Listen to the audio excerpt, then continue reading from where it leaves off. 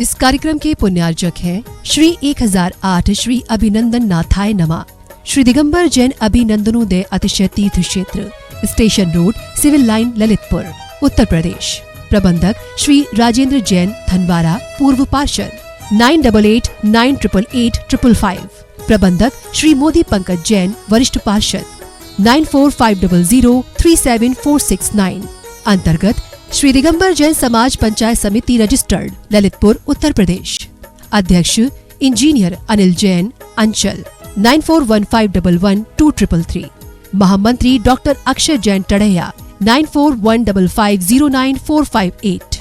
Senior manager Sharad Kumar Jain, Malaya 7080732808। Bank का नाम central bank of India, शाखा SVJ inter college, Lalitpur, Uttar Pradesh 284403। खाता नाम श्री पार्श्वनाथ दिगंबर जैन अतिशय क्षेत्र, क्षेत्रपाल मंदिर, स्टेशन रोड, ललितपुर। खाता क्रमांक 5269974732। IFSC code CBIN 0283297। आपके द्वारा दिया गया दान 80G एवं 12A में आयकर मुफ्त रहेगा।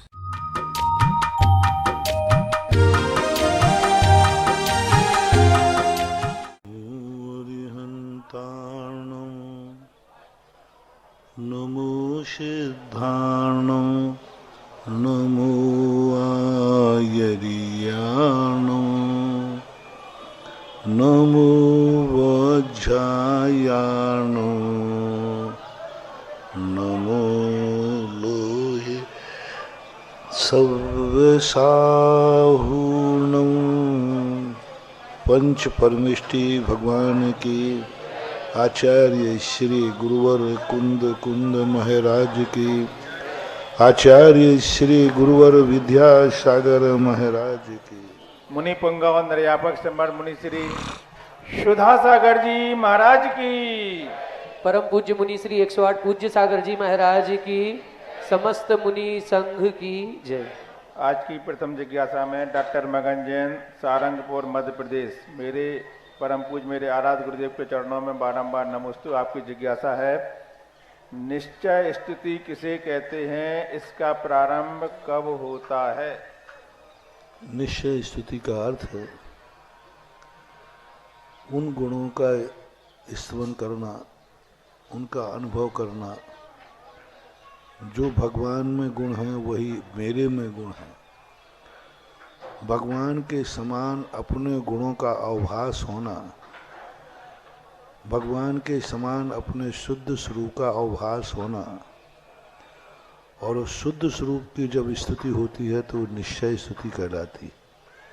वह निश्चय स्तुति मुनि महाराज लोग जब शुद्ध उपयोग में लीन होते हैं उस समय ही होती है।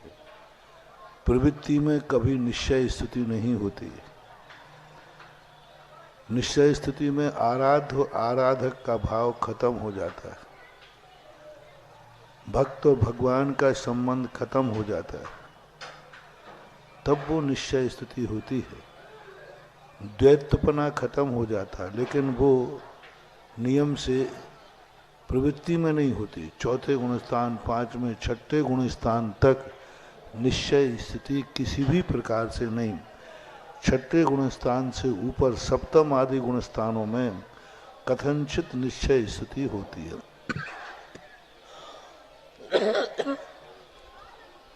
मोनिका जैन, गुना, गुरुदेव के चरणों में बारंबार नमोस्तु। आपकी जिज्ञासा है, अगर कोई उम्र में बहुत छोटा अपने बड़ों को आंखें दिखाए और अनादर करे, बात बात पर तो गुरुवर ऐसे व्यक्ति को किस प्रकार का क्रम बंद होता है? और जिज्ञासा ये है कि कोई छोटी उम्र में अपने से बड़े व्यक्ति को फिर कभी आंखें दिखा रहे उसका अनादर ना करे। ये आपका व्यक्तिगत मामला है। आप में भी कोई खोट है जो उसकी इतनी हिम्मत हो रही है। यदि हम आपके छोटे से पूछे तो आपके साले कारनामे बाहर आ जाएंगे। छोटा कभी ना कोई आंख दिखाता है तो उसमें बड़ों में भी कोई ना कोई कमी है, कोई उनका वीक पॉइंट है। तुम्हारा वीक पॉइंट उसके पास है, इसलिए वो आंखें दिखा रहा है। इसलिए ढकी है, ढकी रहने दो तो अच्छा है। अनिल जैन जबलपुर, गुरुदेव के चरणों में बारंबार नमोस्तु। आपकी जिज्ञासा है, श्री रामचंद्र जी दशरथ जी के किस कर्म उदय के कारण अंतिम समय पर नहीं मिल पाए? जैन दर्शन में तो ऐसे कोई कर्म का उल्लेख आया नहीं। वैष्णव दर्शन में जरूर आया है कि श्रवण कुमार के माता पिता को उन्होंने धोखे से मारा था, तो उन्होंने अभिशाप दिया था कि तुम भी पुत्र वियोग में अपने जीवन का अवसान करोगे। पर ये निश्चित है कोई ना कोई कर्म तो जरूर रहा है, वर्णन उसका नहीं मिलता है।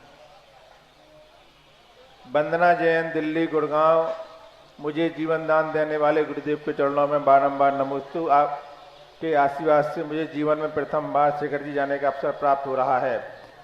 मेरी जिज्ञासा है कि इतने बड़े तीर्थ क्षेत्र पर हमें क्या भाव और नियम संयम रखना चाहिए, और इतने बड़े तीर्थ क्षेत्र पर जाने के लिए आपका आशीर्वाद चाहिए। सम्मित शिखर अच्छे भाव से जाओ, बस सबसे बड़ा भाव यही करो कि रास्ते में लगने वाली दुकानों से कुछ ना खाना ना पीना। आज सबसे बड़ी वंदना नहीं करो तो पुण्य ज्यादा है, लेकिन वंदना करते हुए रास्ते में दुकानों से खाते पीते जाओगे, इससे अच्छा वंदना नहीं करो तो अच्छा है। तो खाते पीते जाकर के जो होटलें लगी हैं रास्ते में बना खाने वाले बैठे हैं, उनसे नियम लेके जाओ कि हम उनसे कोई चीज़ खरीदेंगे नहीं, खाएंगे नहीं, यहाँ तक कोई नारियल श्रीफल भी नहीं खरीदना। बिना श्रीफल के दर्शन कर लो, लेकिन सम्मेद शिखर की पहाड़ पर से किसी दुकान से श्रीफल मत खरीदो। बिना श्रीफल के कर लो कोई बात नहीं, वहाँ से श्रीफल खरीदने का अर्थ है सम्मेद शिखर का नाश करना है, गंदा करना। दूसरी बात, मोटरसाइकिलों आदि से वंदना मत करो। मोटरसाइकिल आदि आजकल ले जाने लगे हैं, गाड़ी वगैरह, उनसे मत करो। पैदल करो या डोली वाली से हाथ से करो, लेकिन मोटरसाइकिल से करना बहुत रिस्क है और क्षेत्र का प्रदूषण है, क्षेत्र की गरिमा के खिलाफ है। इतना बस जो डोली है अथवा पैदल है, दो ही से वंदना कर सको तो करो, अन्यथा वंदना को मत जाओ। अथवा और खाने पीने की यदि तुम्हें रास्ते में खाना पीना हो तो वंदना को ही मत जाओ, नीचे से नमोस्तु कर लो, उससे ज़्यादा पुण्य बंद हो जाएगा। जितना कि तुम रास्ते में खाते पीते वंदना करोगे तो उसका पुण्य के स्थान पर पाप ज़्यादा है, क्योंकि तुमने क्षेत्र को गंदा किया है। अतिशय जैन मुजफ्फरनगर, गुरुदेव के चरणों में बारंबार नमोस्तु। आपकी जिज्ञासा है, पद्म पुराण जी में आया है कि राजा मरुत हिंसात्मक यज्ञ कर रहा था, तब नारद नाम के 11 प्रतिमाधारी क्षुल्लक ने वहां जाकर उसे यज्ञ करने से मना किया। तब उन लोगों ने नारद पर हमला किया, तब नारद जी ने उन लोगों को लात मुक्कों से मारा। तो मेरा प्रश्न यह है कि क्या 11 प्रतिमाधारी क्षुल्लक जी भी हाथ पैर या शस्त्र का प्रयोग अपने बचाव के लिए कर सकते हैं? पहली बात तो वो 11 प्रतिमाधारी होते ही नहीं, उनका पंचम गुण स्थान होता ही नहीं। वो तो मात भेष रखते हैं, क्षुल्लक का मात भेष है, लंगोट और चद्दर रखते हैं, उनकी एक भी प्रतिमा नहीं होती, एक भी व्रत नहीं होता, कोई पंचम गुण स्थान भी उनका नहीं होता है। इसलिए जिनका कोई भी रूप नहीं है, तो अब कोई लंगोट पहन करके कुश्ती करे तो ये लग जी होगा क्या? कोई सारे कपड़े उतारे अकेले लंगोट लगे और लंगोट पहन के लात घूसे मारे, तो तुम कहोगे महाराज जी ये लग जी लात घूसे मार सकते हैं क्या? हाँ, तो वो है ही नहीं, उनके गुणस्थान नहीं, क्योंकि दुर्गति को प्राप्त होते हैं इस प्रकार के। उनके संबंध में पंचम गुण स्थान वर्ती उनकी कोई चर्या नहीं होती। बस इतना जरूर है कि वो ब्रह्मचर्य व्रत जरूर उनका होता है, ऐसा शास्त्रों में वर्णन है। लेकिन ब्रह्मचर्य व्रत लेने से व्यक्ति दुर्गति से बच जाएगा, सो बात नहीं है। बताते हैं वो अखंड ब्रह्मचर्य व्रत पालते हैं, कभी उनके मन में विचन में काय में कभी भी, लेकिन उसके बावजूद भी वह दुर्गति जाते हैं। तो वृत्ति, देश वृत्ति, द्रव्य से भी यदि व्रत है, द्रव्य से भी अणुव्रत है, तो भी वह दुर्गति नहीं जाते, लेकिन वह तो दुर्गति को प्राप्त होते हैं। और दुर्गति को प्राप्त होना बता रहा है कि ब्रह्मचर्य व्रत लेने के बाद भी दुर्गति हो सकती है, क्योंकि ब्रह्मचर्य को हमारे यहाँ 12 व्रतों को व्रत कहा है। ब्रह्मचर्य को तो आगे 7वीं प्रतिमा में जाके कहा। 7वीं प्रतिमा यानी 12 व्रत के बिना जो ब्रह्मचर्य व्रत है वह सद्गति का कारण नहीं है। 12 व्रत के साथ में 2 प्रतिमाएं जिन्होंने ले ली, उसके साथ में ब्रह्मचर्य व्रत है तो वो कार्यकारी है। और 12 व्रत नहीं लिए हैं और मात्र ब्रह्मचर्य व्रत ले लिया है तो कोई जरूर नहीं कि तुम्हारी सद्गति होगी। जैसे अभी कहा कि उनका ब्रह्मचर्य व्रत होता पूरा अखंड, बाल ब्रह्मचारी होते, लेकिन फिर भी वो दुर्गति के पात्र होते। इससे सिद्ध है कि 12 व्रतों से रहित ब्रह्मचर्य व्रत दुर्गति से बचाने वाला नहीं है, ऐसा मानना चाहिए। इसी उदाहरण से इसकी सिद्धि होती है। यानी ब्रह्मचर्य व्रत लो या ना लो, लेकिन 12 व्रत जरूर लो। ब्रह्मचर्य व्रत लेने से गुणस्थान नहीं बढ़ेगा, लेकिन 12 व्रत लेने से गुणस्थान बढ़ता है, ऐसा मानना चाहिए। और ब्रह्मचर्य व्रत की महिमा है, लेकिन वृत्ति होने के बाद 2 प्रतिमाओं के बाद फिर जो संयम लेते जाओ तो उसकी महिमा बहुत बढ़ती है, बहुत बढ़ती है। अतुल पाटनी ब्यावर, गुरुदेव के चरणों में बारंबार नमोस्तु। आपकी जिज्ञासा है, 2016 में आपके ऐतिहासिक चातुर्मास के समय आपके निर्देश अनुसार सभी जिनालय में सामूहिक शांतिधारा एक ही समय में सभी श्रावक एकत्रित होकर करने में एवं धर्म लाभ व पुण्यार्जन कर रहे हैं। जिज्ञासा है महाराज जी, एक मंदिर में 5-6 वेदियां होने पर प्रतिमाओं का अभिषेक उसी समय संभव नहीं हो पाता जिस समय शांतिधारा का समय रहता है, क्योंकि प्रत्येक वेदी में 5 या उससे ज्यादा प्रतिमाएं विराजमान है। तो महाराज जी ऐसा कर सकते हैं, वेदियों पर अभिषेक शांतिधारा पहले अलग अलग श्रावकों द्वारा कर ली जाए, तत्पश्चात सभी एकत्रित होकर एक ही जगह पर पांडुशिला में प्रतिमा जी विराजमान करके शांतिधारा एक ही जगह पर एक साथ ही शांतिधारा करना श्रेष्ठ है। अलग अलग वेदियों पर करना, नाना प्रकार के एक स्थान पर पांडुशिला लगाओ, सब लोग एक साथ देख लेंगे। अब एक इधर शांतिधारा, एक इधर शांतिधारा, एक उधर, तो व्यक्ति कहाँ मुड़ के देखेगा। एक समय में एक स्थान पर अनेक पांडुशिला लगाई जा सकती हैं। उनका कहना भाई अभिषेक अलग अलग कर लें, शांतिधारा एक साथ करें, ऐसा पूछना चाह रहा हूँ। शांतिधारा एक बार करें, अभिषेक अलग अलग कर लें, ऐसा पूछ रहे हैं। नहीं, अभिषेक ही तो करना है, एक बार करो, एक स्थान पर करो। सभी मूर्तियों का अभिषेक जरूरी नहीं है। मैंने कई बार कहा, प्रतिमा के लिए अभिषेक की कोई जरूरत नहीं। किसी शास्त्र में नहीं लिखा कि मूर्ति का अभिषेक होना जरूरी है, किसी भी शास्त्र में नहीं लिखा।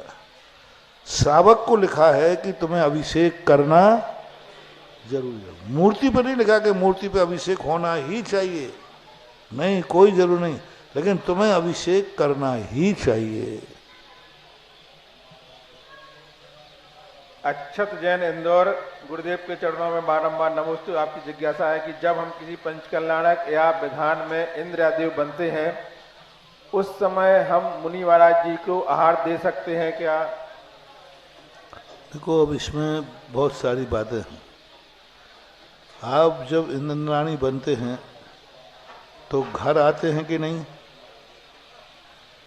दुकान पर बैठते हो कि नहीं, घर का खाना पीना करते हो कि नहीं, बेटे को बेटा कहते हो कि नहीं, पापा को पापा कहते हो कि नहीं, मम्मी को मम्मी कहते हो कि नहीं, वो ब्याई जी आ गए तो ब्याई जी को ब्याई जी कहते हो कि नहीं, समधी आ गए तो समधी को समधी कहते हो कि नहीं, समधन को समधन कहते हो कि नहीं, दोस्त को दोस्त कहते हो कि नहीं, बस ये सब करते हो तो फिर ये भी करो।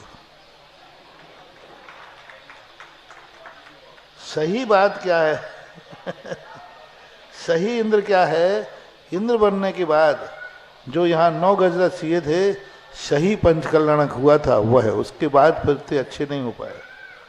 सही पंचकल्याणक वो है कि जब इंद्राणी बनता है वो देव बन गया। अब वो पापा को पापा नहीं कह सकता। वो 5 दिनों के अंदर ना भी रहा है, मरु देवी बन गई। अब वो महा तीर्थंकर का पिता है, तुम्हारे बेटों का नहीं। बेटे पापा नहीं कहेंगे, पापा बेटा नहीं कहेगा। रिश्तेदार भी उसको रिश्तेदारी से नहीं पुकारेंगे।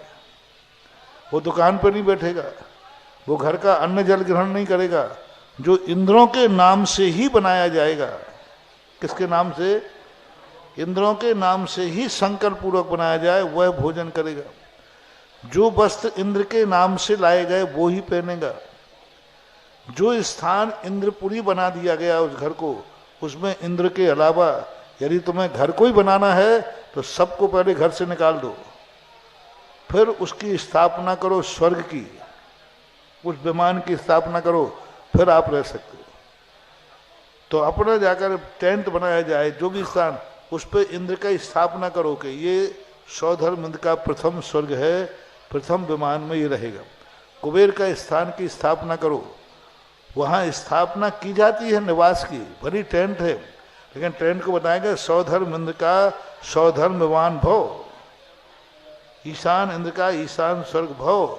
उसके संकल्प पूर्वक उसको बनाया जाए और सब लोग उसे देवराज की दृष्टि से देखें, सब लोग कुबेर की दृष्टि से।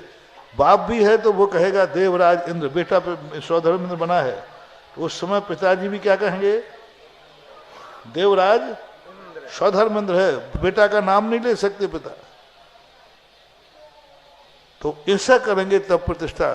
तुम कहो महाराज ये तो एक प्रकार का औपचारिकता है, पर मूर्ति भी औपचारिक ही है। मूर्ति सही में प्रतिष्ठित हो रही कि नकली? तो फिर इंद्र भी सही में है। यदि इंद्र झूठा है तो मूर्ति झूठी है, माता पिता झूठा है तो बेटा झूठा। तो इस प्रकार के इंद्रों की व्यवस्था आज आप लोग बहुत बहुत सब प्रतिष्ठाएं औपचारिक हो गई। ड्रामा नाटक जैसा हो रहा है, सौधर्म घूम रहा है इधर उधर, और कब बीच में होटल में भी चाय पिया है तो कोई बड़ी बात नहीं है। हाँ, कोई बड़ी बात नहीं, आज सब कुछ हो सकता है। सौधर्म बन रहा है और बिस्लरी का पानी पी रहा है, सौधर्म बना है रात में पानी पी लेता है। तो ये सब चीजें जो हैं मूर्ति पर प्रभाव पड़ता है। मेरा तो मन यही है कि सौधर्म इंद्र जो बने, ईशान इंद्र जो बने, जो भी इंद्र बने, वे 6 दिन के लिए ओरिजिनल इंद्र बने साक्षात, और इंद्र पने की अनुभूति हो, नाम की अनुभूति नहीं, फलाने चंदे वो अनुभूति नहीं। मैं देवराज सौधर्म इंद्र हूं। जैसे अभिनंदनाथ भगवान हैं कि उनकी मूर्ति है। तुमने मूर्ति को नमस्कार किया कि अभिनंदननाथ को? बस जैसे वो मूर्ति नहीं है ऐसे ही वो सौधर्मेंद्र में फलाना चंद नहीं है, वो सौधर्मेंद्र ही है। मैं सौधर्मेंद्र ही हूं, मैं ईशान इंद्र ही हूं, मैं कुबेर ही हूं। इनके लिए घर आ सकते हैं। कौन आ सकता है? यज्ञ नायक आ सकता है, भरत बाहुबली आ सकते हैं, राजा श्रीयांश आ सकता है, लेकिन जितने इंद्र बनेंगे उनको नहीं आना चाहिए। मेरा कहना तो यही है। अब आप मानो तो और नहीं मानो तो वो आपकी मर्जी है। ऐसी व्यवस्था बनना चाहिए। 5000 इंद्राणी बने तो 5000 इंद्राणी को वहीं रहने की व्यवस्था करो। आजकल पंचकड़ा इतने सस्ते हो गए, पंडाल लगाओ, महाराज को बुलाओ, फू हो गया प्रतिष्ठा। पहले पंचकणक होते थे किलोमीटरों में, पंचकणक होते थे किलोमीटरों में। अंतिम एक पंचकणक देखा था हमने 1975 का, ध्यान है मुझे, रहली का, जो किलोमीटरों में ट्रेन लगते थे, किलोमीटरों में। पंचकणक करना कोई हंसी मजाक नहीं रहता था, पर आज होते नहीं है। बस ललितपुर से उम्मीद है कि शायद ये व्यवस्था बना ले, ऐसी व्यवस्था बनाए कि सबको कोई घर नहीं आए, ध्वजारोहण करने जाएं, बस 6 दिन के बाद अरे इंद्र बने हो तो सही, इंद्र का आनंद लो, मुनि बना हो तो मुनि का आनंद लो, श्रावक बने हो तो श्रावक का आनंद लो, और इंद्र बने हो तो जो जिस पद पर बना है उस पद का यदि आनंद नहीं लिया तो पद पे बैठने से क्या मतलब होने वाला है, कुछ उपलब्धि होने वाली नहीं। आनंद के लिए है। जब स्वधर्मेंद्री बने हैं, कुबेरी बने हो तो 6 दिन के लिए उसी का आनंद हो, फलाने चंद तो 6 दिन के पहले हो और 6 दिन के बाद हो। 6 दिन सही आनंद लेना चाहिए, उसका बहुत फल मिलता है। तुम्हें तो फल मिलेगा ही, साथ में मूर्ति भी महा अतिशयकारी होंगी। शर्मा जी, देवों के गले से अमृत कैसे चढ़ेगा? तो देव का अनुभव कराएंगे तो वो अपरिहार्य है। गले से अमृत झरने का कायदा बताऊं मैं? कायदा ये है कि पंचकर्णक प्रतिष्ठा समस्त इंद्राणियों को अन्न जल का त्याग करके करना चाहिए। अब कहलवा तो मैं तो बात खोलता नहीं हूं कि तुम हंसोगे। स्पष्ट लिखा है, भरत चक्रवर्ती ने कल्पद्रुम महामंडल कहन किया, सिद्ध चक्र किया था ना मैना सुंदरी ने। ये 8 दिन का भरत चक्रवर्ती उपवास करता है। जिस दिन कल्पद्रुम मंडल की स्थापना है, उद्यापन के दिन अन्न जल का त्याग करके करता है। मंदोदरी ने 8 दिन का उपवास करके सिद्ध चक्र मंडल विधान किया था। पंचकल्याणक वस्तुतः इसी दोष को मिटाने के लिए 3 दोष बनते उसमें। एक तो खाओगे तो बाहर भी जाओगे, और स्वधर्मेंद्र आदि बाहर नहीं जाते शुद्धि वगैरह के लिए। तो उस दिन के अंदर जब वो खाना पीना सब छोड़ देता है, 5 दिन के लिए यदि अन्न जल का त्याग करके निर्जल होकर प्रतिष्ठा करें, आज वो मूर्तियों में ऐसा अतिशय झलकेगा कि देवता भी नमस्कार करने आएंगे। अब धीरे धीरे वे उपवास के आए, महाराज उपवास नहीं छलता, पानी की तो छूट दे दो, चलो पानी ले लेना। महाराज जी पानी से भी नहीं, दूध की, दूध से फल की, फल से भोजन की, और अब तो भगवान ही मालिक है किसकी। प्रतिष्ठा विधान सब उपवास पूर्वक कहे गए। जितने भी विधान प्रतिष्ठा पाठ हैं सबको उपवास पूर्वक करने को कहा है। आहार की कोई व्यवस्था के संबंध में चर्चा नहीं। ये तो अब मजबूरी हम लोग कहते हैं तो भाई एक टाइम कर लेना, नहीं बनता है तो शाम को। ये हम कहते प्रतिष्ठा पाठों में कहीं नहीं लिखा है, कुछ भी नहीं लिखा है ऐसा। सोनाली जैन, मध्य प्रदेश। गुरुदेव के चरणों में बारंबार नमोस्तु। आपकी जिज्ञासा है, अगर सिद्ध चक्र मंडल विधान करना है तो फ्लेक्स के ऊपर बना सकते हैं क्या, अथवा कैसे करना चाहिए? सिद्ध चक्र महामंडल विधान करना है व्यक्तिगत अपना, तो फ्लेक्स, ये फ्लेक्स के ऊपर बनाना। देखो ये फ्लेक्स का जो रेडीमेड सिस्टम चल रहा है मुझे तो समझ में आया। कायदा से ये फ्लेक्स है बनाना चाहिए। सबसे बढ़िया तो वही है कि मारना हाथ से बनना चाहिए, उसकी विशुद्धि अलग होती है। कलरों से चावलों से बनता था वो बनना चाहिए। अब फिर ठीक है जैसा चल रहा है भले चलाओ, अच्छा तो नहीं है। खुशी जैन, खदिया नाना। जगत पूज्य गुरुदेव के चरणों में सत नमन। आपकी जिज्ञासा है, गुरुदेव बीकॉम तृतीय वर्ष की छात्रा हूँ। ग्रामीण क्षेत्र में निवास होने के कारण हम लोग को पूर्व में किसी धार्मिक संस्थान के बारे में ज्ञात नहीं था, परंतु वर्तमान में धार्मिक संस्थान और इस समयसार शिक्षण शिविर को देखकर मन में भाव आता है कि हमारा कौन से कर्म था जो हम इन शास्त्र ज्ञान के शिक्षण में वंचित रहे, तथा इसमें पछतावा को दूर कैसे करें? अब उसके लिए तो अपनी योग्यता हासिल करो। श्रमण से संस्थान में आप जाके भर्ती हो जाओ तो अगली साल मिल जाएगा, और क्या। सम्यक जैन, सुजालपुर, मध्य प्रदेश। गुरुदेव के चरणों में बारंबार नमोस्तु। आपकी जिज्ञासा है, शंभु स्तुति कब पढ़ना चाहिए और उसके पढ़ते समय क्या भाव होना चाहिए? भगवान की स्तुति है, तद्रूप होने का भाव होना चाहिए और जब चाहो तब पढ़ सकते हो, कोई बात नहीं। और उनका मतलब है कि शंभु स्तुति को हम भक्तांबर जैसा रोजाना पढ़ सकते हैं क्या? रोजाना पढ़ कर सकते हैं इसका शंभु का? हाँ, रोजाना नहीं, दिन में 3 बार करो ना। हमारे आचार्य महाराज दिन में 3 बार स्वयंभू स्तुति करते हैं, 3 बार, सुबह सामायिक के बाद, दोपहर में सामायिक के बाद, और शाम को भी पढ़ते हैं वो सामायिक के पहले। हाँ अपने, तो स्वयंभू स्तुति पूरा 3 बार पढ़ते हैं। ब्रह्मचारिणी सिमी सुबी जैन सिवनी मध्य प्रदेश। पूज्य परम उपकारी गुरुदेव के चरणों में कोटि सा नमन। आपकी जिज्ञासा है, हम लोग मंदिर में सामूहिक स्वाध्याय करते हैं, उसमें ग्रंथ में आया है उदय, उदीर्णा और उदयाभावी भाव के विषय में आया था, तो यह उदयाभावी भाव क्या होते हैं? कृपया उदाहरण देकर समझाएं, कृपा करें। उदयाभावी का अर्थ है उदय का अभाव, उदय प्लस अभाव, उदयाभावी अभाव। किसी कर्म प्रकृति को उदय में नहीं आने देना या उदय में नहीं आना ही उदय का अभाव है, ऐसा है। प्रिया जैन दिल्ली। गुरुदेव के चरणों में बारंबार नमस्ते। अगर अनजाने में कोई जीव हत्या हो जाए तो उसका प्रायश्चित कैसे करें? का?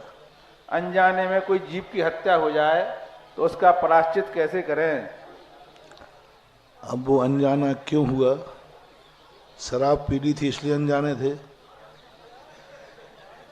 कि झगड़ा कर रहे थे इसलिए अनजाने थे? अनजान क्यों हुए आप, उसका कारण क्या था, वो देखा जाएगा। एक अनजान वो होता है कि हम देख के चल रहे हैं फिर भी जीव मर गया, हमें ज्ञान में नहीं आया। एक वो है कि हम यहाँ वहाँ देख रहे थे तब अनजाने में जीव मर गया। एक वह है कि हम गप्पें करते जा रहे थे, जीव मर गया। तो अनजाना भी किस ढंग से हुआ?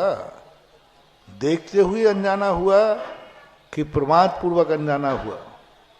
और प्रमाद पूर्वक यदि अनजाना हुआ है तो महान दोष के अंतर्गत आएगा। और देखते हुए फिर भी जीव मर गया, पता नहीं चला, तो उसका अलग प्रायश्चित है। हर चीज में आपने ये दुर्घटना क्यों घटी, क्या कारण था, कितने % में तुम्हारी गलती है और कितने % में उस सामने वाले की गलती है, ये देखना पड़ेगा। अंश जैन झोजिया ललितपुर। गुरुदेव के चरणों में बारंबार नमोस्तु। आपकी जिज्ञासा है, महाराज जी जब कोई व्यक्ति घर से दीपक मंदिर ले जाता है तो फिर वहां पर जलाने के बाद सब लोग उससे आरती करते हैं और बाद में जला हुआ दीपक घर पर ले आते हैं, कहाँ तक उचित है?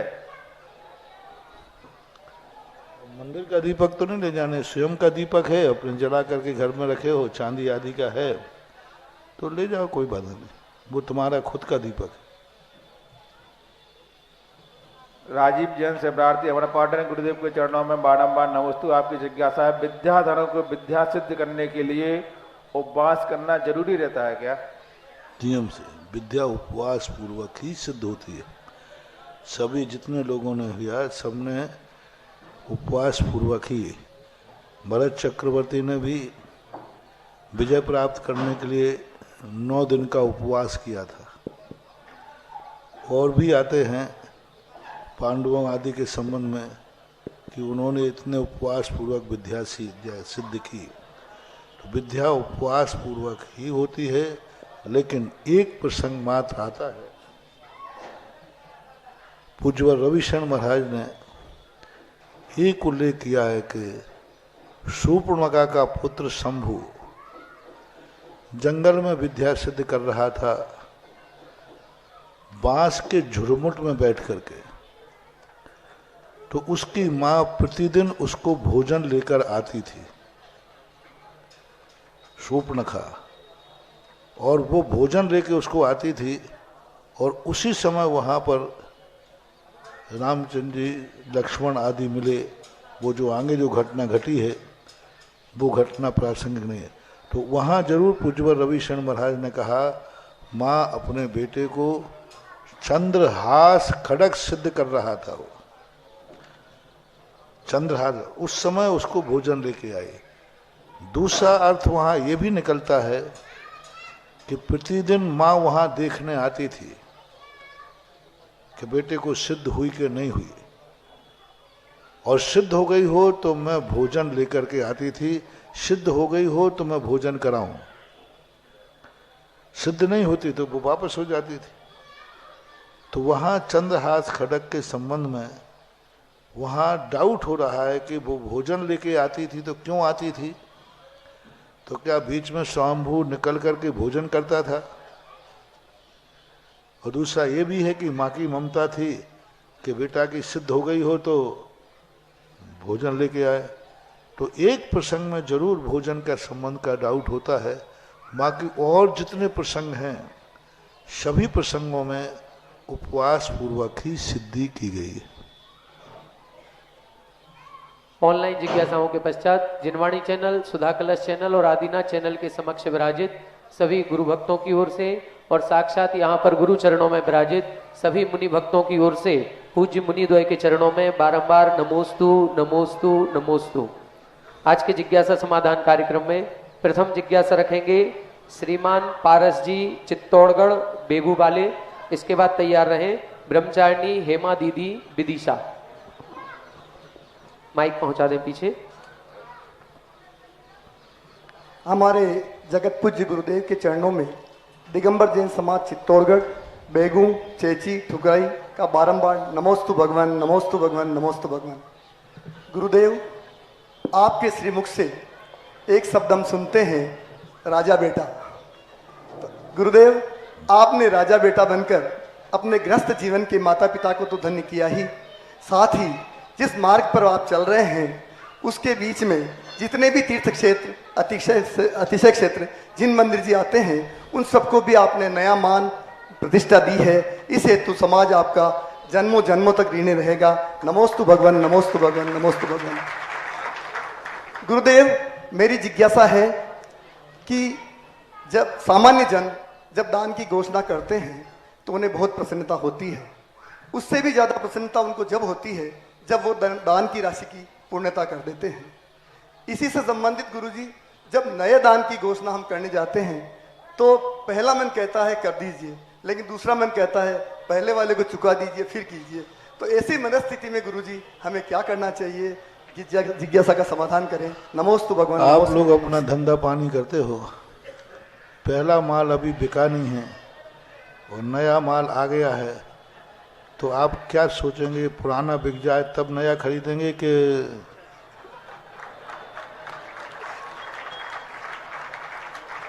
अब जो आप करो वो ही कर देना। पुराना माल रखा है अभी और नए माल की फसल या कोई भी चीज आ गई है, तो अब उस समय तुम क्या करते हो? एडजस्ट करते हो या इंतजार करते हो? एडजस्ट करते हो।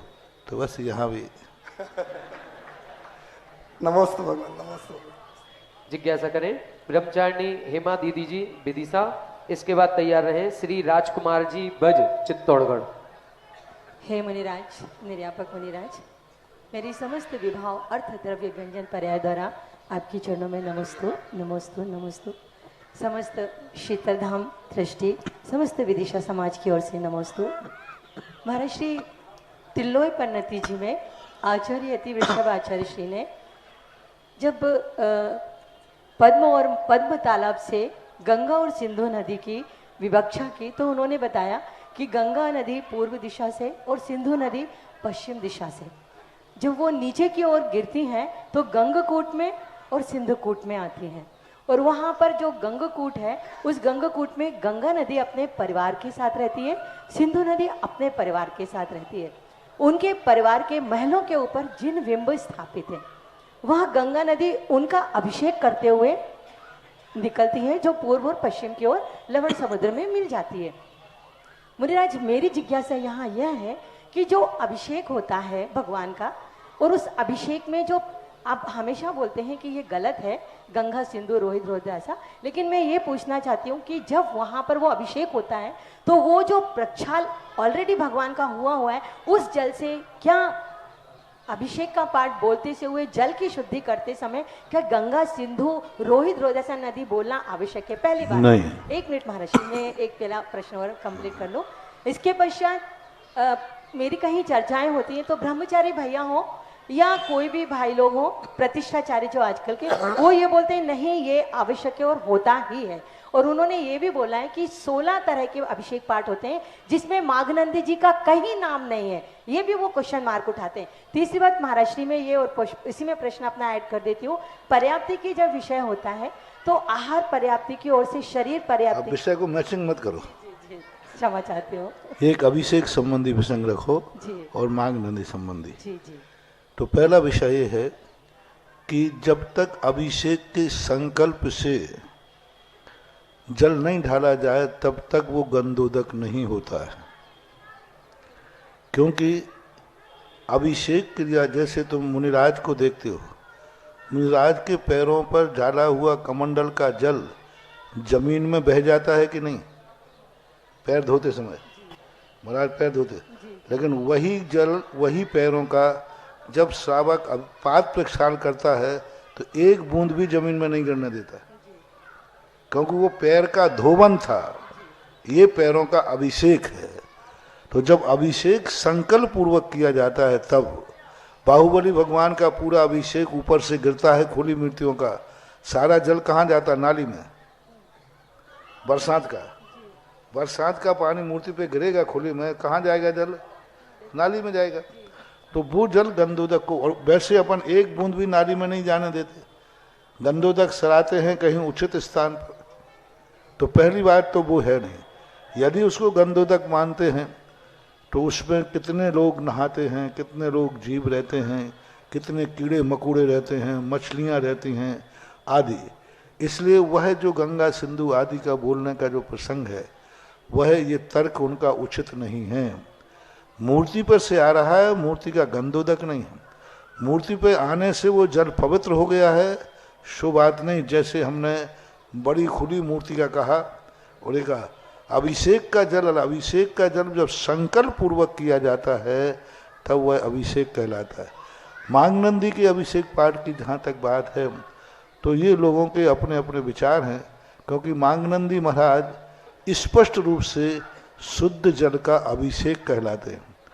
वो खुद ही कह रहे हैं कि महामत का, तुम अपन कह देंगे कुंद कुंद स्वामी को हम मानते ही नहीं हैं, तो क्या कुंद कुंद स्वामी की मान्यता खत्म हो गई?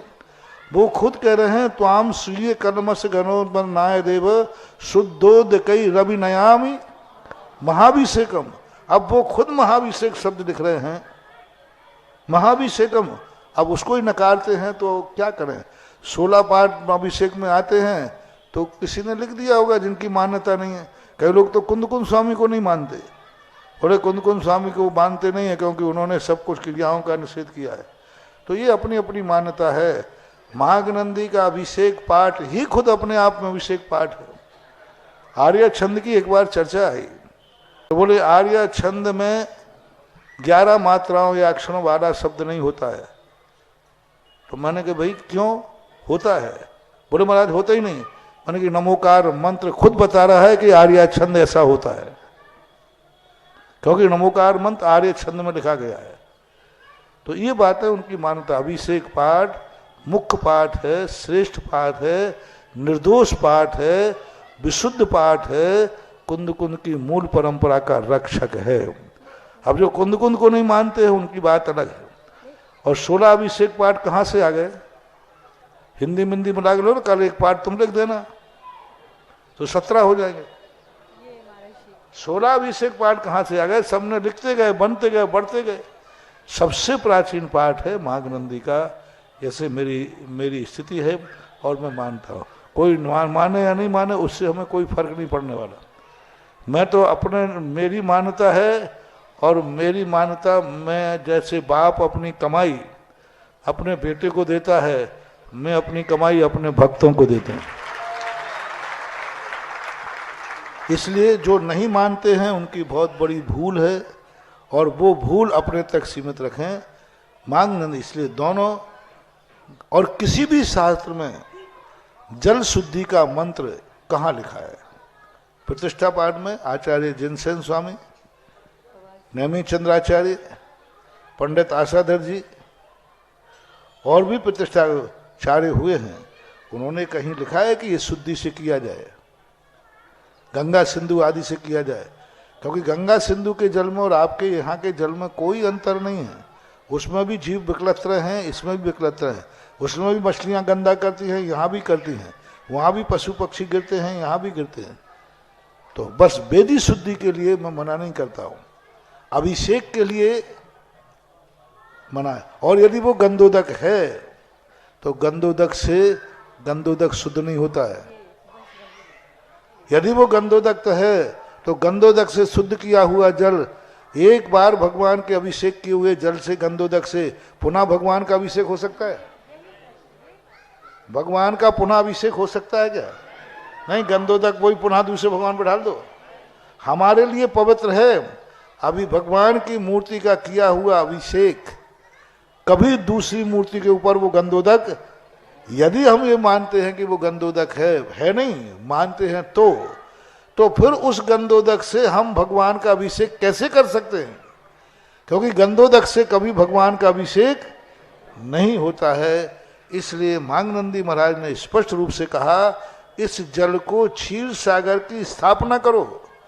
जैसे मूर्ति में हम भगवान की स्थापना करते हैं, ऐसे ही उस जल में क्षीर सागर की स्थापना करो। और उन्होंने स्थापना कहा है, स्पष्ट रूप से कहा है इस पर, श्री तीर्थ कृष्ण पन वर्य विधौ सुरेंद्रा क्षीराब्दि बार फिर पूरे दुग्ध कुन्म तास्ता दृशा एव निभाव संस्थापये कुसुम चंदन संस्थापित कुसुम चंदन भूषिताग्रे। यानी मैं स्थापित करता हूं कौन से कलशों को? क्षीर सागर के जल के लाकर कलशों को मैं स्थापित कर रहा हूं। ये चार कोणों पर जो चार कलश होते हैं ना, ये क्षीर सागर के ही कलश हैं। और इसी के बाद बोलते हैं चतुकोणेषु चतुकलश स्थापनम करो। हाँ, तो ये है इनका। अब कोई करता है तो मेरी दृष्टि से तो यही सबसे पवित्र है, यही अच्छा है। और जब क्षीर सागर का जल बन गया वो, अब उसको किससे शुद्ध करें? हमने स्थापना कर दी। जब एक मनुष्य पंचकल्याणक में मनुष्य सौधर्मिंद की स्थापना कर लेता है, एक पाषाण की मूर्ति भगवान का रूप धारण कर लेती है, एक नारियल की पीली रंगी हुई चिटक दीपक बन सकती है, नारियल की रंगी हुई चिटक पीतल बन सकती है, चावल अक्षत अखंड बन सकते हैं, रंगे हुए चावल पुष्प बन सकते हैं। तो फिर हमारे कुएं का जल क्षीर सागर का जल क्यों नहीं बन सकता? बन सकता है। महर्षि पर्याप्ति से रिलेटेड पूछना। हाँ बोलिए, अब बोलो दूसरा। मैं ये पूछना चाह रही थी, जब पर्याप्तियां पूर्ण होने के पहले आहार पर्याप्ति होती है और आहार पर्याप्ति से शरीर पर्याप्ति की ओर जीव आगे बढ़ता है, तो जो बीच में निर्वृत्ति पर्याप्तक बोला गया है वो समझ, क्योंकि वहां पहले यदि मरण हो जाता है तो वो अपर्याप्तक ही कहलाता है, लेकिन वहां निर्वृत्ति अपर्याप्तक क्यों दिया गया है शब्द, जबकि वहां आवश्यकता महसूस नहीं होती है? बहुत अच्छा कारण है। पर्याप्त नाम कर्म को लेकर के आया, पर्याप्त नाम कर्म को लेकर के कोई जीव आया। अपर्याप्त का नाम कर्म के लिए आया, उसका तो कोई विकल्प है ही नहीं, वो तो मर ही सकता। पर्याप्तक नाम कर्म का कोई जीव लेकर के आया है। 6 पर्याप्ति उसने एक साथ शुरू कर दी। 6 पर्याप्ति संगी पंचमी की अपेक्षा 6 पर्याप्ति। अब 6 पर्याप्ति जब उसने पूर्ण कर दी, अभी एक भी अपूर्ण नहीं की है, और उसके पहले वो मरण को प्राप्त हो गया, मर सकता है। अब निर्वृत्ति पर्याप्त कब होगा? जब वो शरीर पर्याप्ति पूर्ण कर लेता है। अभी शेष पर्याप्ति पूर्ण नहीं की, लेकिन एक पर्याप्ति भी पूर्ण कर लेता है, तो फिर उसका मरण नहीं होता, इसलिए उसको निर्वृत्ति अपर्याप्तक कह लेते हैं। निर्वृत्ति इसलिए कहा, अब वो पूर्ण करेगा ही करेगा। निर्वृत्त अपन बोलते ना, हम उस कार्य से निर्वृत्त हो गए। नहीं महाराज जी, शरीर पर्याप्ति पूर्ण आहार पर्याप्ति पूर्ण करने के बाद बीच में जो शरीर और आहार के, उसको निर्वृत्ति अपर्याप्तक बोला गया है। एक पर्याप्ति, एक पर्याप्ति पूर्ण हो गई कि नहीं? आहार की हो गई। तो एक पर्याप्ति पूर्ण करते ही वो निर्वृत्ति पर्याप्त हो जाएगा, और एक पर्याप्ति अब वो मर नहीं सकता। आचार्य भगवान से 2014 में विदिशा में चातुर्मास हुआ था, यही प्रश्न तो उन्होंने भी यही नहीं, उसका नहीं है। उसका देखो आगम से लब्धिसार के अंदर पूज्यवर नेमीचंद महाराज ने स्पष्ट उल्लेख किया है कि पर्याप्तक जीव का मरण सटखंडागम में आया है। जिस समय वह जीव एक पर्याप्ति पूर्ण कर लेता है अब उसका मरण नहीं होगा, वो संपूर्ण पर्याप्ति पूर्ण करेगा ही करेगा। इसलिए उसको निर्वृत्ति पूर्ण नहीं की है इसलिए अपर्याप्तक है, निर्वृत्ति नियम से पूर्ण करेगा इसलिए निर्वृत्ति पर्याप्तक है। लेकिन एक भी पर्याप्ति पूर्ण नहीं की है, वो पर्याप्तक नाम कर्म लेके आया है तो वो मर सकता है, उसे अपर्याप्तक नहीं कहेंगे, अपर्याप्त दशा कहते हैं। पूज्यवर वीरसेन स्वामी महाराज ने अपर्याप्तक में और अपर्याप्त दशा में अंतर कहा।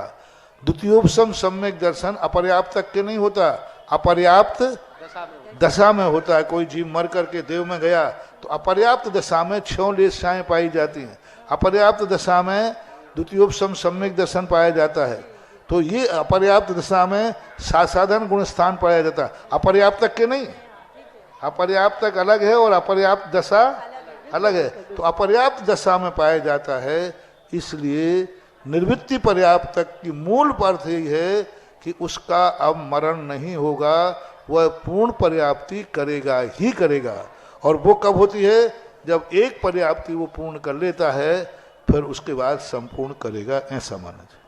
इसके बाद जिज्ञासा करें श्रीमान राजकुमार जी बज चित्तौड़गढ़ और तैयार रहें श्रीमती शालिनी जी खुरई।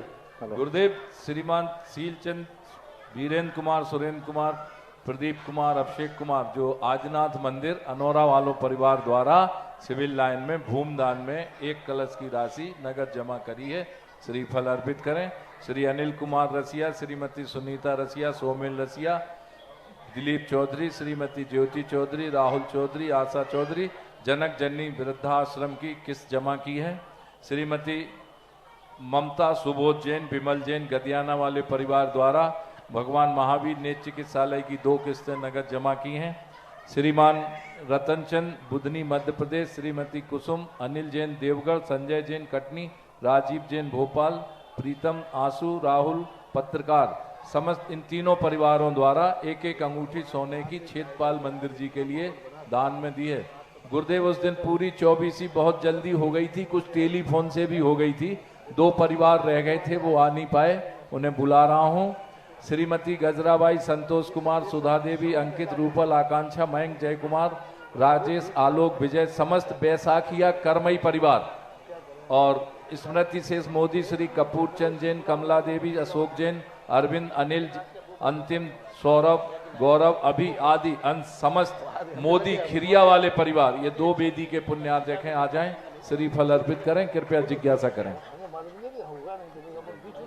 मेरे आराध्य गुरुदेव निर्यापक श्रमण मुनिपुंगव 108 सुधा सागर जी महाराज के पावन श्री चरणों में मेरा और मेरे परिवार का शत नमन। नमोस्तु गुरुदेव, नमोस्तु गुरुदेव, नमोस्तु गुरुदेव। मेरी जिज्ञासा गुरुदेव यह है कि हमारे समाज में श्रावक एवं श्राविका 10 उपवास, पाप उपवास, 3 उपवास, इस तरह के व्रत धारण करके अपने जीवन को त्याग की ओर ले जाने का प्रयास करते हैं और 10 लक्षण धर्मों में और सिद्ध चक्र मंडल विधान और इस तरह के उपवास करते हैं। गुरुदेव, इसके बाद इन लोगों का जीवन किस प्रकार से आगे बढ़ना चाहिए, क्या त्याग करनी चाहिए? दूसरा, मैंने सुना है, मेरी दुख ये है कि जो ये 10 उपवास 5 उपवास करते हैं वो बाद में करने के बाद जमीकंद का प्रयोग, रात्रि भोजन का प्रयोग करता है तो मन बहुत दुखता है। महाराज जी, इसी आप ये सब बातों के लिए जितना कर रहा है उसकी प्रशंसा करो। स्कूल नहीं जाने वाले की अपेक्षा एक व्यक्ति स्कूल जा ही नहीं रहा है और एक स्कूल गया और फेल हो गया, उसको 10 नंबर मिले, और एक स्कूल ही नहीं गया, दोनों में से श्रेष्ठ कौन है? कम से कम 10 नंबर तो मिले। जो कर रहा है वो देखो, करने के बाद वो क्या नहीं कर पा रहा है वो ना देख करके और ये सब चीज़ों पर ध्यान नहीं जाने दे। कम से कम 10 दिन किया तो है, सही बात। दूसरे ने तो वो 10 दिन भी नहीं किया, इसलिए ठीक है, उसके बाद उसका आचरण सुधरना चाहिए, लेकिन ऐसे व्यक्ति की आलोचना भी नहीं होना चाहिए। तो हमारे यहाँ कहा थोड़ा सा भी करता है, एक मछली का भी त्याग किया तो वो त्याग की कोटि में लिया है। एक दिन का, एक समय का भी उसने भाव किया तो भाव ही तो किया है, बिगाड़ा तो नहीं है। ना करने की अपेक्षा, अब हमारे यहाँ एक मुहावरा है ना, नाना मामा की अपेक्षा, बोलो कहना मामा तो ठीक है, ना की अपेक्षा ठीक है, कहना मामा ठीक है। Something is better best nothing. नमस्ते गुरुदेव, नमस्ते। जिज्ञासा करें श्रीमती शालिनी जी खुरई। इसके बाद तैयार रहे श्रीमान राहुल जी, जयशील परिवार, ललितपुर। मेरे आराध्य गुरुवर के चरणों में मेरा और मेरे परिवार की ओर से बारंबार नमोस्तु नमोस्तु नमोस्तु। महाराज, श्री प्रतिक्रमण में आया है अतिक्रम, व्यतिक्रम, अतिचार, अनाचार, इनमें क्या इसका अर्थ क्या बहुत है? बार बता चुके हैं, उसी में उसका अर्थ लिखा हुआ है। सामान्य रूप से आप लोग यही समझ लें, अतिक्रम का अर्थ होता है हमने किसी भी चीज़ का जो नियम लिया उसका अतिक्रमण किया हो, व्यतिक्रम किया हो यानी उसको हमने कम किया हो, व्रतशील व्रत आदियों में हमने उसका उल्लंघन आदि किया हो। आपकी भाषा में यही समझो, लिए हुए नियम को हमने तोड़ा हो या तोड़े हुए नियम को हमने कम किया हो, इस प्रकार का भाव वहाँ व्यक्त किया गया है सामूहिक पाठ। जिज्ञासा करें श्रीमान राहुल जी, जयशील परिवार। इसके बाद तैयार रहे श्रीमान पंकज जी, सिमरा। मुनिद्वय के श्री चरणों में कोटिशाह नमोस्तु। मुनिश्री, अभी ऑनलाइन में ये आया था कि विद्या अभ्यास सिद्ध करने में उपवास की आवश्यकता होती है, तो क्या ये लौकिक विद्या में भी देखा जा सकता है? जिस प्रकार अभी हम देखते हैं कि इलाहाबाद या दिल्ली में जो तैयारी कर रहे हैं प्रशासनिक सेवा की, उसमें रात्रि भोजन 2-2 बजे भोजन करके और उच्च पदों पर स्थापित हो जाते हैं। क्या जो IAS वगैरह की कोचिंग करते हैं। नहीं, ये विद्या नहीं जी, ये विद्या ज्ञान कहलाता है। वो विद्याएं देवताओं को आदि को सिद्धि कहलाती है जी महाराज। ये विद्याएं तो अब सामान्य है, कर रहे हो तो रात्रि भोजन करोगे तो पैसा तो कमाओगे लेकिन शांति नहीं पा पाओगे। महाराज, मेरी जिज्ञासा है, जो हॉल में खजुरिया जी की बेदी थी उसमें बाएं तरफ जो है बाएं तरफ पार्श्वनाथ भगवान थे, दाईं ओर नमीनाथ भगवान थे, बीच में पार्श्वनाथ भगवान थे। जब ऊपर स्थापित की गई वही प्रतिमा जी, तो यही क्रम वहां पर भी रखा गया। इसी प्रकार ऊपर भी मुनि सुब्रतनाथ भगवान, नेमिनाथ भगवान और मध्य में पार्श्वनाथ भगवान स्थापित थे। ऊपर इसी क्रम में प्रतिमा जी को स्थापित किया गया। तो प्रतिमा जी को स्थापित करने का क्या कोई निश्चित क्रम होता है महाराज श्री? ऐसा कोई शास्त्रीय प्रमाण नहीं है। वास्तु से होता है कि जिस दिशा में बैठी है दक्षिण और पश्चिम में बड़े को बैठाना चाहिए, उत्तर और पूरब में छोटे को बैठा। जैसे मान लो अपन उत्तरमुखी हैं तो उत्तरमुखी में आगम में नहीं है, आगम में कोई व्यवस्था नहीं, कहीं भी बैठा ली। वास्तु ये कहता है कि मान लो उत्तरमुखी बैठे हैं तो दक्षिण पश्चिम की तरफ बैठे बड़े भगवान, यानी जो उसमें बड़े हों, पारसनाथ, नेमिनाथ और मुनि सुब्रत। तो मुनि सुब्रत यहाँ बैठेंगे और तीसरे कौन से हैं? नमीनाथ। तो मुनि सुब्रतनाथ, बीच में पारसनाथ, इधर नमीनाथ, क्योंकि वो 21 में है। पूरब मुख वाले हैं तो दक्षिण में मुनि सुब्रतनाथ, फिर पारसनाथ, फिर वो। तो वास्तु के अनुसार तो ये व्यवस्था बनती है, आगम में ऐसा कोई भेद नहीं किया। देखो आपने देखा होगा महावीर स्वामी मूल नायक हैं और आदिनाथ भगवान बड़े हैं, वो दूसरी कटनी पे बैठे हैं। और महावीर स्वामी कहाँ बैठे? पर बैठे पहली कटनी में मूल पे। अभिनंदन नाथ भगवान यहाँ देख लो, उच्चासन पे मूल पे बैठे हैं और आदिनाथ नीचे बैठे, वो नीचे बैठे। होता है ना वेदियों में जी महाराज श्री। तो उसमें कोई ऐसी बाधा नहीं है, तीर्थंकरों में ऐसा कोई भेद नहीं है। अपन जिसको उच्चासन बैठाना चाहें बैठा सकते। नमोस्तु भगवान। इसके बाद जिज्ञासा करें श्रीमान पंकज जी, सिमरा। तैयार रहें श्रीमती चित्रा जैन, काका बस सर्विस। मेरे इष्ट आराध्य गुरुवर द्वय के चरणों में बारंबार नमोस्तु नमोस्तु नमोस्तु। गुरुवर, जिज्ञासा है कि जो अनंतकालीन भक्तांबर पाठ की जो अनमोल निधि हम लोगों ललितपुर वालों को मिली है, इसका हम लोग महाराज जी वार्षिक उत्सव मनाना चाहते हैं आपके सानिध्य में। इसको हम कैसे मनाएं? बहुत भव्यता के साथ महाराज जी, मनाते तो हर साल हैं लेकिन आपके सानिध्य में बहुत भव्यता से मनाना चाहते हैं। पहली बात की हमें बहुत खुशी हो रही थी कि वार्षिक महोत्सव मनाते हो, वो पीछे सानिध्य लगा रहे तो उसकी आफत है। बाकी सब ठीक है। अब देखते हैं 3 तारीख को पड़ रहा है, कैसी क्या स्थिति आती है।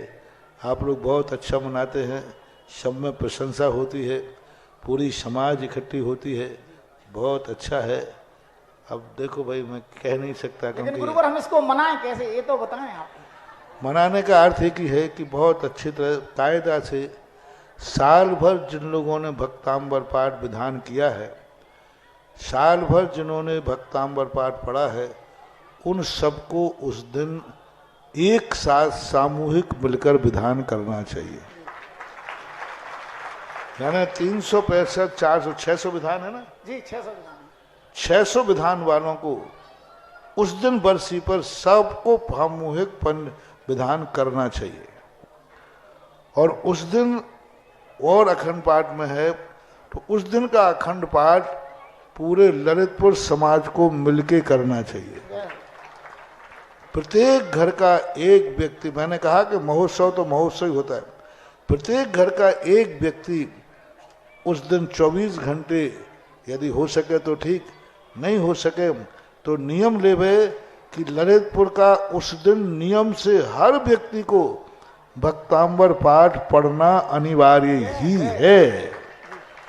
8 वर्ष से लेकर 80 वर्ष तक जितने लोग हैं, वे जिस दिन बरसी मनाई है उस दिन तो सबको मस्ट है। जैसे अनंत चौदस को अभिषेक आदि में आते, सब व्यक्ति को मंदिर में 24 घंटे में एक बार भक्तांबर पढ़ना है। यानी उस दिन 24 घंटे का माहौल ऐसा होना चाहिए कि यहाँ पर पैर रखने को जगह नहीं होना चाहिए। यानी पूरे 5000 घर हैं, 5000 में जनसंख्या कितनी मान लें? पूरी संख्या 24,000। 24,000 लोग यहाँ उस दिन अभिनंदन तीर्थ क्षेत्र में उपस्थित रहना चाहिए।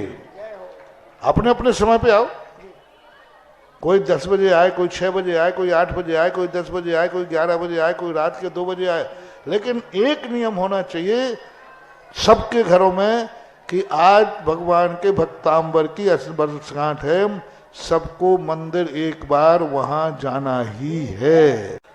इससे बड़ी वर्षगांठ और क्या हो सकती है। और सुबह आप लोगों को जितनों ने विधान किया है सबको उस दिन विधान करना अनिवार्य है।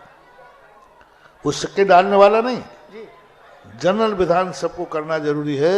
वो अपनी खुद की द्रव्य ला सकते हैं या द्रव्य की आप लोग व्यवस्था कर सकते हो। एक निश्चित राशि रख दी, भाई द्रव्य में इतना पैसा लगेगा, पर सबको आना जरूरी है। जितनों ने तो विधान ही है उस दिन, 13 विधान तो है ही। मैं 365 की बात कर रहा है, तुम 13 की बात कर रहे हो।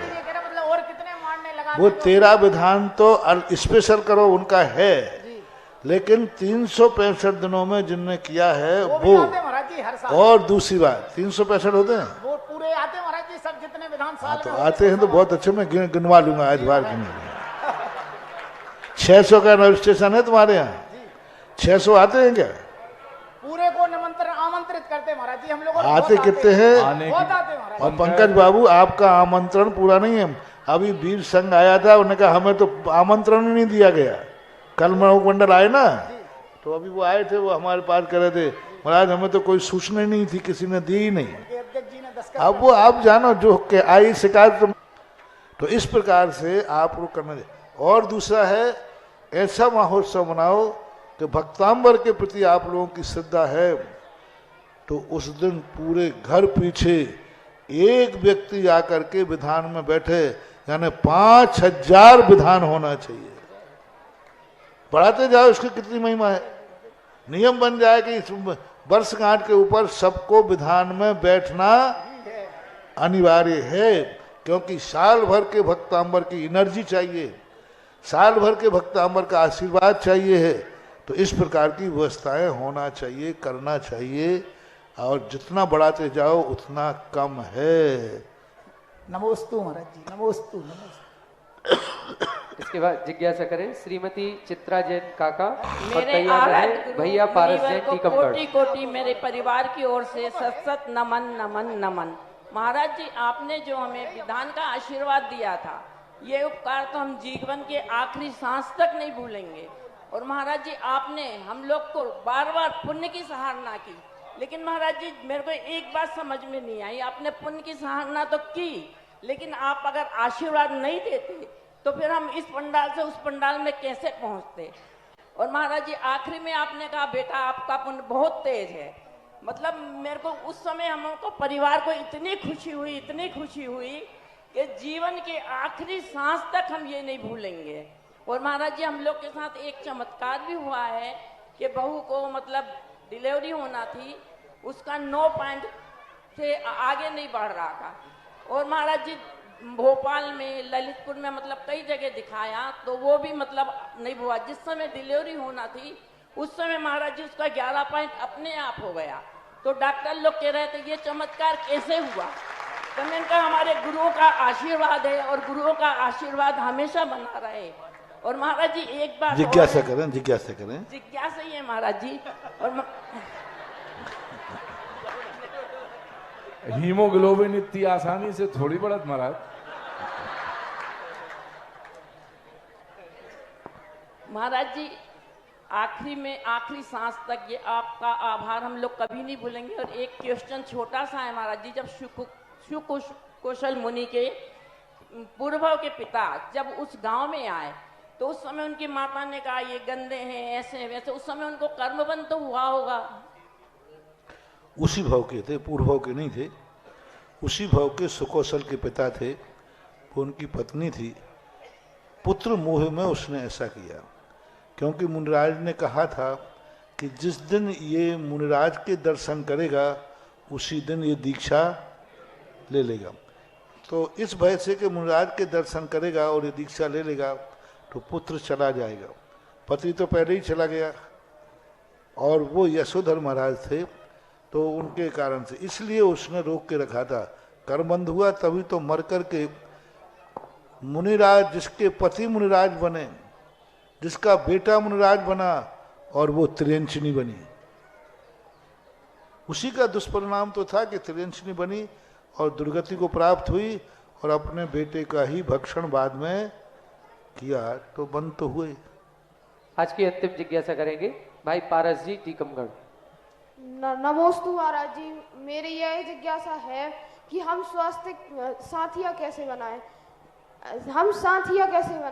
क्योंकि मैंने अभिषेक करते समय मैंने अंकल लोगों को देखा कि वह जब भगवान के अभिषेक के लिए सिंहासन पर भगवान को लाते हैं तो वह साथिया को की जो पहली लाइन रहती है उसको ऊपर से नीचे को लाते हैं और दूसरी लाइन बाएं से दाएं तरफ लाते हैं। तो मेरी मम्मी ने बोला था कि जो पहली लाइन रहती है उसको नीचे से ऊपर लाते हैं और दूसरी लाइन रहती है उसको दाएं से बाएं तरफ लाते हैं। तो हम साथिया कैसे बनाएं? शास्त्री में तो ऐसा कोई प्रमाण नहीं दिया कैसे बनाना, लेकिन साइकोलॉजी है कि हमेशा रेखा ऊपर की तरफ ले जाओ, तिलक ऐसा मत लगाओ, तिलक ऊपर को लगाओ। तो ये एक मनोविज्ञान है कि हमारी कोई भी रेखा हो ऊपर की तरफ है तो हमारी रेखा जाना चाहिए ऊपर की तरफ। तो एक मनोविज्ञान की अपेक्षा से है, इसलिए अच्छा है यदि ऐसा भाव है तो उससे कुछ ना कुछ तो लाभ है ही। बाकी यदि कोई ने नीचे को बना दिया तो उससे महान दोष नहीं है, लेकिन वही बारी बार गुड बेटर बेस्ट ऐसा। नमस्ते महाराज जी। आज का जिज्ञासा समाधान कार्यक्रम यहीं पर संपन्न होता है। आज के गुरुदेव के पावन आहार दान देने का सौभाग्य हमारे व्यायामशाला के संरक्षक और युवाओं की धड़कन भाई श्री नरेंद्र जी कड़ंकी परिवार को हासिल हुआ है। आ जाएं, और आपने एक वेदी का पुण्यार्जन भी किया था बड़े मंदिर जी में, उसकी किस्त भी लेकर 5 कलश की लेकर के आए हैं। आ जाएं। आज का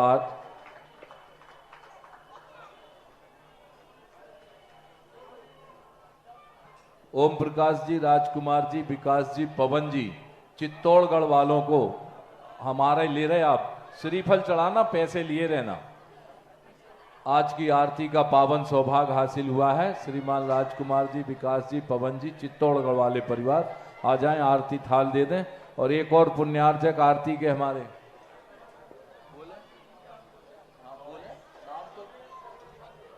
हाँ, हमारे बीच में श्रीमान अनुज जी, सरोज जी जबलपुर से भी हमारे बीच में हैं, आ जाएं, वो भी आज की आरती करेंगे। और आज के जो हमारे जिन्हें पावन आहार दान का सौभाग्य हासिल हुआ है, वो नरेंद्र कड़ंकी परिवार भी आज की आरती करेंगे। आज इनके घर पे प्रवचन के बाद वहाँ पर भजन का बुलौआ है, सब लोग भजन गाने वहाँ पहुँचेंगे। हाँ, वाटर वर्क्स के सामने जो घर है उस घर में है बुलौआ।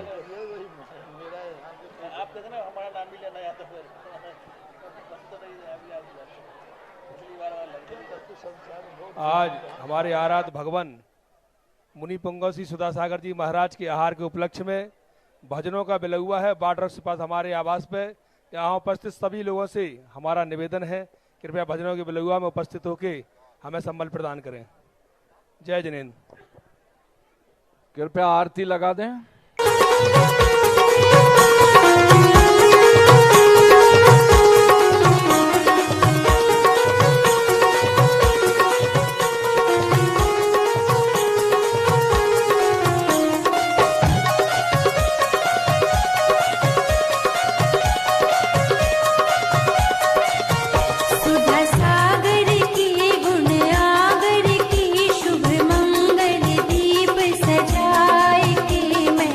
आज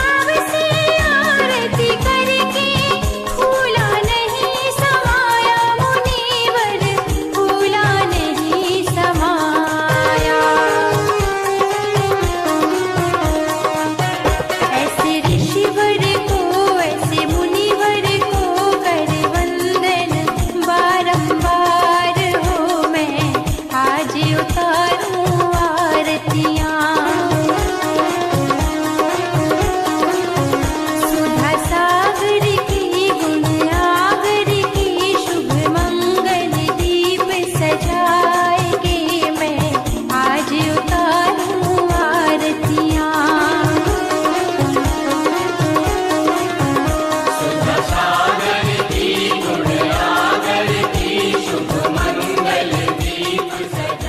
कार्यक्रम के पुण्यार्चक थे श्री 1008 श्री अभिनंदन नाथाय नमा, श्री दिगंबर जैन अभिनंदनोदय अतिशय तीर्थ क्षेत्र, station road, civil line, Lalitpur, Uttar Pradesh. प्रबंधक श्री राजेंद्र जैन धनवारा, पूर्व पार्षद, 9889888555।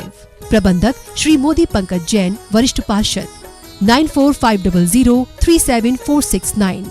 अंतर्गत श्री दिगंबर जैन समाज पंचायत समिति रजिस्टर्ड, ललितपुर, उत्तर प्रदेश। अध्यक्ष इंजीनियर अनिल जैन, अंचल, 9415112333। महामंत्री doctor Akshay Jain Tadaiya, 9415509458। Senior manager Sharad Kumar Jain, Malaya, 7080732808। Bank का नाम सेंट्रल बैंक ऑफ इंडिया, शाखा SVJ inter college, Lalitpur, Uttar Pradesh, 284403। खाता नाम श्री पार्श्वनाथ दिगंबर जैन अतिशय क्षेत्र, क्षेत्रपाल मंदिर, स्टेशन रोड, ललितपुर। खाता क्रमांक 5269974732। IFSC code CBIN 0283297। आपके द्वारा दिया गया दान 80G एवं 12A में आयकर मुफ्त रहेगा।